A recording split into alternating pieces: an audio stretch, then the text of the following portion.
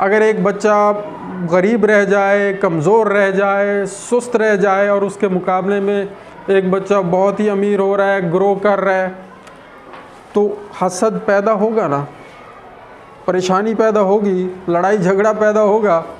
तो हम ये चाहते हैं कि आप सब बच्चे बराबर अच्छे तरीके से जिस्मानी तौर पर, ज़हनी तौर पर और हर लिहाज से ग्रो करें।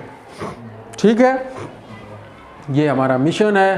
तो आज हम इंशाल्लाह थोड़ा थोड़ा एक टच लेंगे इन टॉपिक्स पर। वो हैं केयर ऑफ़ द एनिमल, जानवरों को कैसे महफूज रखना है, उनकी केयर कैसे करनी है। आजकल विंटर सीज़न है विंटर सीज़न शुरू हो गया ना, तो इसके असरात हम सब पर आ रहे हैं, जैसे मुझ पे भी आए हुए हैं।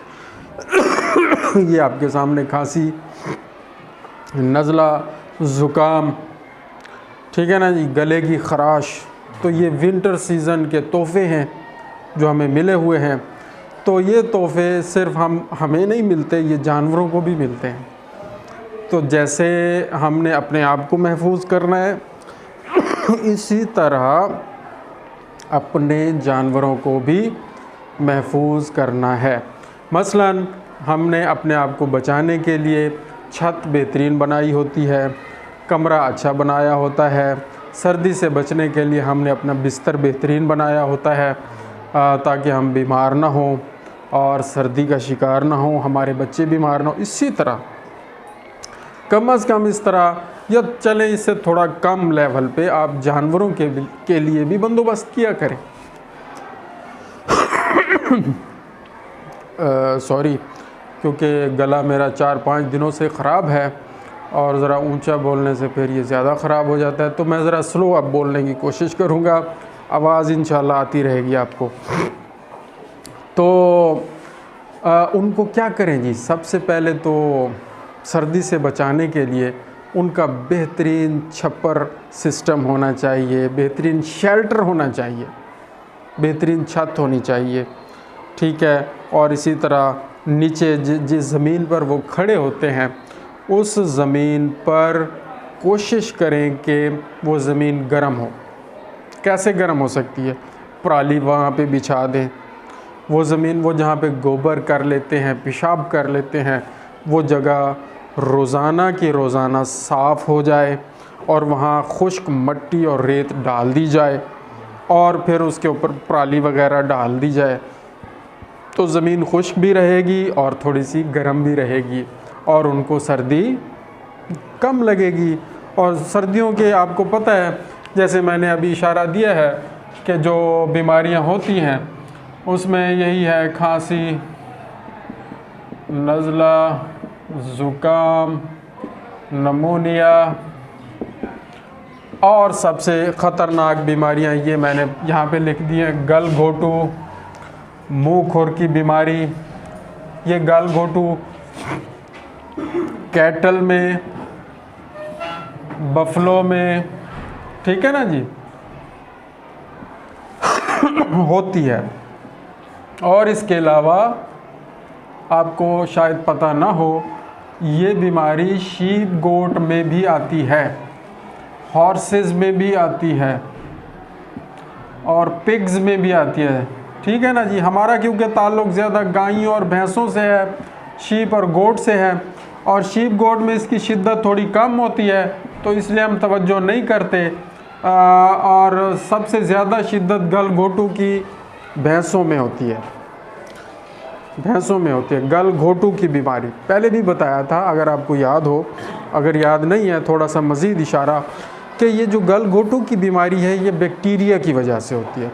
और ये बैक्टीरिया सर्दियों के मौसम में और शदीद गर्मियों के मौसम में, यानी हर उस मौसम में जिस मौसम में जानवर स्ट्रेस में आ जाए, दबाव में आ जाए, हबस के मौसम में, बहुत ज़्यादा बारिशों के मौसम में, और अगर जानवर बहुत ज़्यादा कमज़ोर है, जहाँ पे चारे की कमी है, उस वक्त भी जानवर स्ट्रेस में होता है, और बहुत ज़्यादा शदीद लंबा सफ़र कर लिया है जानवर ने, यहाँ से उसको जनाब आपने लोड किया, कराची लेके जा रहे हैं या कराची से यहाँ लेके आ रहे हैं, तो सफ़र के दौरान भी ये जो बैक्टीरिया है आम तौर पर ये मिट्टी में और पानी में होता है, और पानी के ज़रिए, मिट्टी के ज़रिए ये जानवर के अंदर भी चला जाता है।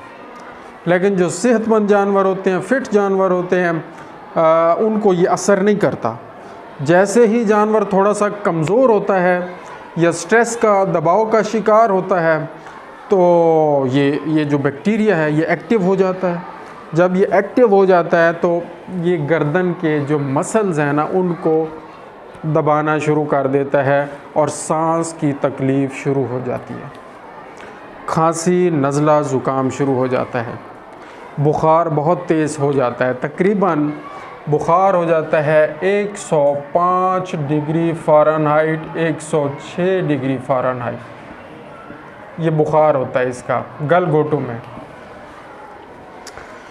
और जानवर खाना पीना छोड़ देता है, मुंह से बहुत ज़्यादा लुआब निकलता है, एक्सेसिव यानी बहुत ज़्यादा, सेलिवेशन, लुआब का निकलना, और वो लुआब बड़ा झगीदार होता है और इस तरह लगातार वो निकल रहा होता है एक साइड से मुंह से, जैसे कोई रस्सी बटी हुई हो, इतना ज़्यादा वो निकल रहा है। ये अलामात इसलिए हम आपको बताते हैं ताकि आपको बीमारियों का पता चले, कुछ ना कुछ आपको आइडिया हो जाए कि यार हमारी गाय है या भैंस है या कोई भी जानवर है, कट्टा है, कट्टी है, बछड़ा है, बछड़ी है, उसको क्या मर्ज़ हो रहा है, को मुंह खुर की बीमारी हो रही है या गलघोटू की बीमारी हो रही है या नमूनिया का मसला हो रहा है, क्या हो रहा है